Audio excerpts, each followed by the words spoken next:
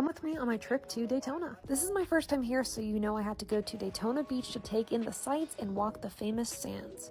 Immediately after that, we booked it to Daytona International Speedway, and I knew the track was big because it's a super speedway, but when I tell you my jaw dropped to the floor when I walked up to the facility, like the TV does not do it justice at all. I loved learning bits and pieces about this facility, such as there's no truly flat part of this track. It's all intentionally banked because in Florida, it rains quite a bit. And back then when the track was created, there were no jet dryers, so the track was intentionally banked all the way around, even on the straightaways, to allow water to leave the track. And to create some of that banking, Bill France made a 29-acre man-made lake called Lake Lloyd. He named this after one of his business partners, and what they took from that lake was then used to make the high banking around this track. A little Easter egg, something I thought was cool, is that if you look closely on pit road, you'll notice that there's not a pit stall numbered 13. Bill France was incredibly superstitious, so instead there are stalls 12 and stalls 12A. After looking at all of that, we moseyed over to Victory Lane, and funny enough, the building behind Victory Lane is rented out for proms. Even weddings are held here, and if you think this track is just for racing, think again. They host a lot of different events within the infield area, such as concerts, football, and much more year-round. Something I appreciate is that this track is accessibility friendly with 38 pairs of escalators and 13 elevators. And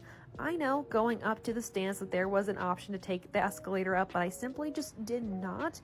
I wanted to take the challenge of walking up these bad boys, and I should have counted the number of stairs it took to get there, but I did not do that. This track has 101,000 seats. Many are newly added from a $450 million project in the 2010s called Daytona Rising. So many people wanted to watch the amazing racing in person, but the track didn't have enough seats for that demand, and I would say now they definitely do. Afterwards, we toured the museum at the track, and it's more than just NASCAR. It's literally anything that's ever raced at Daytona and more. And on display, they have this year's Daytona 500 winning car, Ricky Stenhouse Jr. This place had so many pieces of history and knowledge that it was so fun to just go around and look at these replica cars, these actual cars, the demonstrations of how safety has changed over time. It was such an amazing experience just kind of walking through. And of course, before we left, I made sure to stop by the Dale Sr. statue and had to look at the Daytona 500 Champions Walk of Fame. This tour was jam-packed with information, and there's a lot more that I saw that I didn't talk about here, but this was such an incredible time at Daytona. I can't wait to go back.